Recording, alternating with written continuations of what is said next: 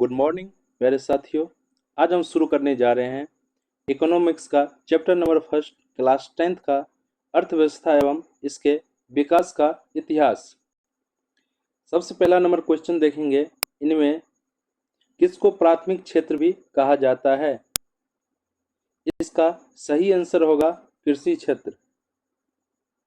याद रखना, कृषि क्षेत्र प्राथमिक क्षेत्र के अंतर्गत आता है। द्वितीय क्षेत्र के अंतर्गत औद्योगिक क्षेत्र आता है। तृतीय क्षेत्र के अंतर्गत सेवा क्षेत्र आता है। ठीक है, दूसरा क्वेश्चन पर जा रहे हैं। दूसरा क्वेश्चन कह रहा है, इनमें कौन से देश में मिश्रित अर्थव्यवस्था है? देखिए, भारत ही एक ऐसा देश है जिसमें मिश्रित अर्थव्यवस्था है। इसका सी ऑप्शन सही होगा, इसका आंसर होगा भारत। तीसरा प्रश्न है, भारत में योजना आयोग का गठन कब किया गया था?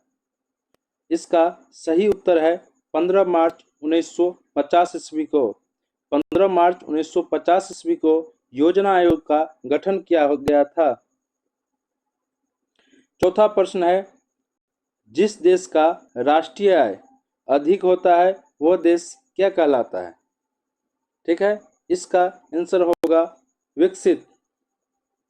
याद रखना, जिस देश का राष्ट्रीय आय अधिक रहता है वो देश विकसित कहलाता है। पांचवा नंबर पर है क्वेश्चन, इनमें से किसे पिछड़ा राज्य कहा जाता है? ये तो हम सबको पता है, बिहार क्या है? बिहार क्या है? सबसे पिछड़ा राज्य, इसलिए इसका आंसर सी सही होगा। 6 नंबर पर आते हैं, शेयर बाजार की नियामक संस्था है, मतलब शेयर बाजार जो है उसको मैनेज कौन करता है? सेबी नाम का, सेबी, उसको कौन मैनेज करता है? सेबी। ठीक है, उसके बाद चलते हैं 7 नंबर पे, भारत में किस राज्य की प्रति व्यक्ति आय सबसे कम है? देखिए, जिस तरह बिहार सबसे पिछड़ा हुआ है उसी तरह इसका प्रति व्यक्ति आय भी सबसे कम है, इसलिए इसका सही आंसर होगा बिहार। 8वां नंबर प्रश्न है, भारत में नीति आयोग की स्थापना कब हुई? इसका सही आंसर है 2015। देखो गाइज, पहले पंचवर्षीय योजना चलता था। पंचवर्षीय योजना को बंद करके ही नीति आयोग की स्थापना किया गया था और इसका नाम, पंचवर्षीय योजना को नाम चेंज करके नीति आयोग किया गया और इसे 2015 से लागू किया गया।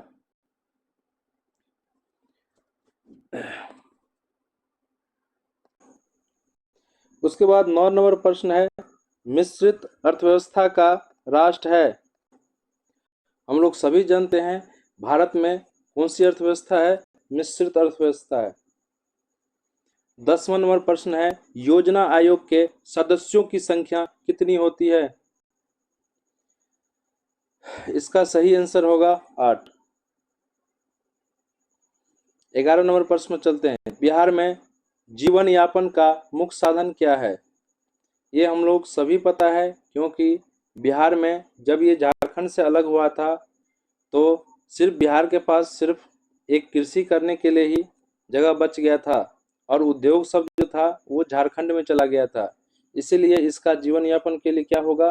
कृषि होगा। 12 नंबर पर आते हैं, देश में सब्जी के उत्पादन में बिहार का कौन सा स्थान है? कितने नंबर पर आता है? ठीक है, इसका सही आंसर होगा दूसरा। 13 नंबर प्रश्न चलते हैं। 13 नंबर प्रश्न है, भारत के पड़ोसी देशों में किस देश का प्रति व्यक्ति आय सबसे अधिक है? इसका सही आंसर होगा श्रीलंका। 14 नंबर प्रश्न आते हैं, इनमें से कौन योजना आयोग के प्रधान अध्यक्ष होते हैं? आप लोगों को पता होना चाहिए, योजना आयोग या नीति आयोग, इसका पदेन अध्यक्ष सिर्फ प्रधानमंत्री होता है, इसलिए इसका राइट आंसर होगा प्रधानमंत्री।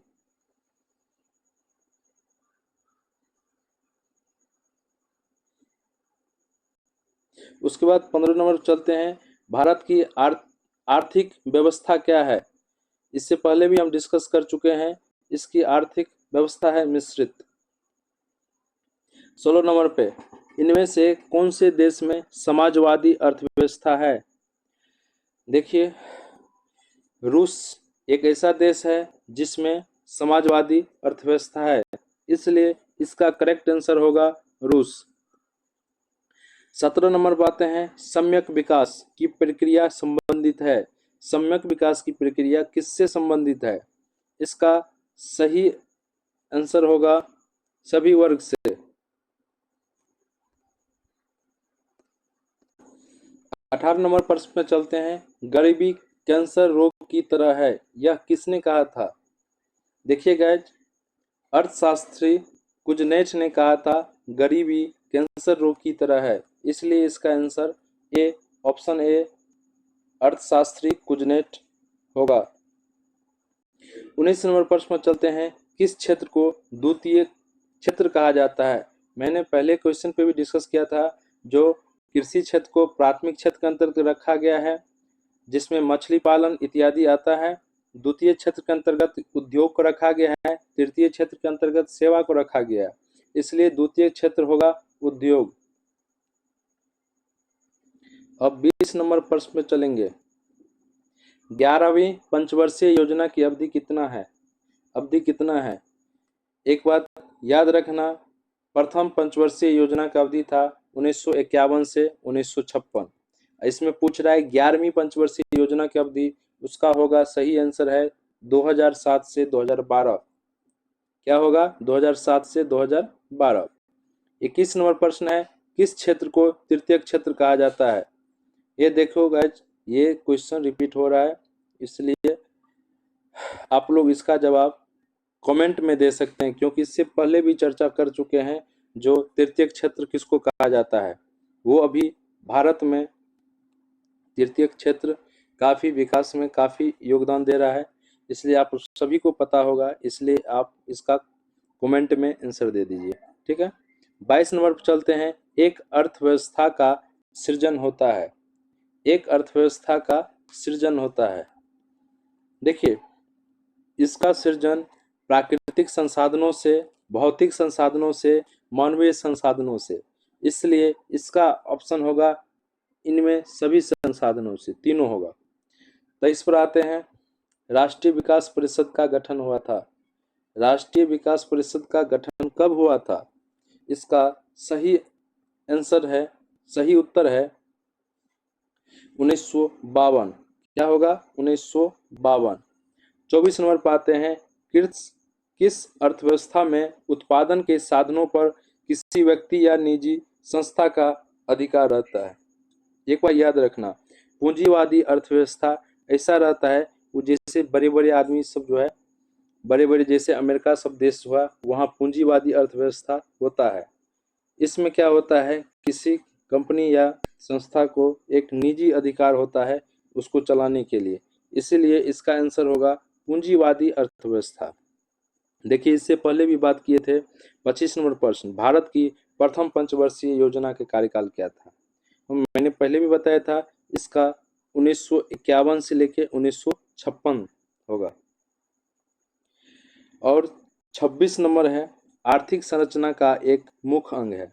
आर्थिक संरचना का एक मुख्य अंग है, इसका सही उत्तर होगा यातायात एवं संचार। क्या होगा? 27 नंबर क्वेश्चन चलते हैं। आर्थिक क्रियाओं का उद्देश्य होता है, इसका क्या होगा? जीविकोपार्जन। ठीक है, आर्थिक क्रियाओं का उद्देश्य होता है जीविकोपार्जन, अपना जीवन जीने के लिए। ठीक है, ठीक है, इसका होगा ए। 28 नंबर, पशुपालन एवं मत्स्य पालन किस क्षेत्र का अंग है? इसका करेक्ट आंसर होगा प्राथमिक क्षेत्र। इससे पहले भी बताए थे, मत्स्य पालन हो, पशुपालन हो, कृषि हो, ये सब प्राथमिक क्षेत्र के अंतर्गत आता है, इसलिए इसका आंसर होगा प्राथमिक क्षेत्र। 29 नंबर प्रश्न है। निम्नांकित में कौन सामाजिक संरचना का अंग है? इसका सही आंसर होगा सामाजिक संरचना। देखिए इसमें तीनों आ जाएगा, शिक्षा एवं प्रशिक्षण, स्वास्थ्य सेवाएं, आवास, और ये तीनों आ जाएगा, इसलिए इसका आंसर होगा डी, उपयुक्त सभी। 30 नंबर प्रश्न में चलते हैं। सामान्यतः किसी देश के विकास का स्तर किस आधार पर निर्धारित किया जाता है? देखिए किसी भी देश के विकास का स्तर प्रति व्यक्ति आय, साक्षरता दर और स्वास्थ्य की स्थिति, ये तीनों पर निर्धारित होते हैं, इसलिए इसका सही आंसर होगा इनमें से सभी। उसके बाद चलते हैं 31 नंबर। अर्धविकसित देशों की कार्यशील जनसंख्या का अधिकांश भाग संलग्न रहता है। किस क्षेत्र में संलग्न रहता है? याद रखना, ये जो प्राथमिक क्षेत्र है, जिसको कृषि क्षेत्र भी कहा जाता है, पशुपालन क्षेत्र भी कहा जाता है, मत्स्य पालन क्षेत्र भी कहा जाता है, वो जो है सब प्राथमिक क्षेत्र के अंतर्गत आता है। ठीक है, 32 नंबर प्रश्न में चलते हैं। निम्नलिखित में कौन मिश्रित अर्थव्यवस्था की विशेषता है? इसका होगा, देखो मिश्रित अर्थव्यवस्था वैसी अर्थव्यवस्था होता है जिसमें निजी क्षेत्र और सार्वजनिक क्षेत्र दोनों क्षेत्र होता है, उसे हम क्या कर सकते हैं? मिश्रित अर्थव्यवस्था, जो कि भारत में है। भारत में अभी मिश्रित अर्थव्यवस्था है, अमेरिका में निजी अर्थव्यवस्था है, रूस में सामाजिक अर्थव्यवस्था है। इसमें कह रहा है कौन मिश्रित अर्थव्यवस्था की विशेषता है? ये होगा सी, ए और बी दोनों। 33 नंबर पर चलते हैं। स्वतंत्रता प्राप्ति के बाद भारत का मुख्य आर्थिक उद्देश्य है। इसका सही आंसर होगा, देखो स्वतंत्रता प्राप्ति के बाद भारत का मुख्य आर्थिक उद्देश्य था तीव्र आर्थिक विकास, ये भी सही होगा। उत्पादक रोजगार सृजन, ये भी सही होगा। निर्धनता निवारण, ये भी सही होगा, इसलिए इसका आंसर डी होगा, उपयुक्त सभी। 34 नंबर प्रश्न में चलते हैं। बिहार के आर्थिक पिछड़ेपन का प्रमुख कारण क्या है? ठीक है, ये जो है बिहार आखिर आर्थिक पिछड़ रहा है, इसका कारण क्या है? वही कारण हमसे ये पूछ रहा है। ठीक है, इसका देखिए, कहीं भी कोई भी राज्य हो, कोई भी देश हो, अत्यधिक क्षमता से ज़्यादा जनसंख्या बढ़ना भी एक पिछड़ेपन का कारण है, क्योंकि जितना साधन रहेगा उससे अधिक जनसंख्या बढ़ेगा, तो वो भी एक तरफ से प्रभावित करेगा। ठीक है, इसका ए भी सही होगा, बी भी सही होगा। कृषि पर अत्यधिक जनभार, ठीक है, जैसे ही जनसंख्या बढ़ेगा तो कृषि पर ऑटोमेटिक है उस पर भार बढ़ेगा। बाढ़ एवं सूखा का प्रयोग बराबर क्या होता है? बिहार में बाढ़ आ जाता है, जिसके कारण फसल सब क्षति हो जाती है, इसलिए इसका सभी आंसर होगा, क्या होगा? सभी। 35 नंबर सवाल पे आते हैं। आर्थिक विकास की माप के लिए सबसे उपयुक्त सूचकांक है, इसका क्या आंसर होगा? राजकीय आय या प्रति व्यक्ति आय या राजनीतिक स्थापित या इनमें से कोई नहीं। ठीक है, अगर प्यारे फ्रेंड आप लोगों को अगर आता है इसका जवाब, तो आप फिर कृपया कमेंट में क्वेश्चन का नंबर, प्रश्न का नंबर और इसका क्या ऑप्शन होगा वो ऑप्शन लेके कमेंट कर सकते हैं। ठीक है, हम लोग 36 में चलते हैं। बिहार के जमशेदपुर में लोहा एवं इस्पात के कारखाने की स्थापना थी, कब हुआ था कारखाने की स्थापना बिहार के जमशेदपुर में? इसका सही आंसर होगा 1907 ईस्वी, 1907 ईस्वी, शायद टाटा ग्रुप के लोगों ने किया था।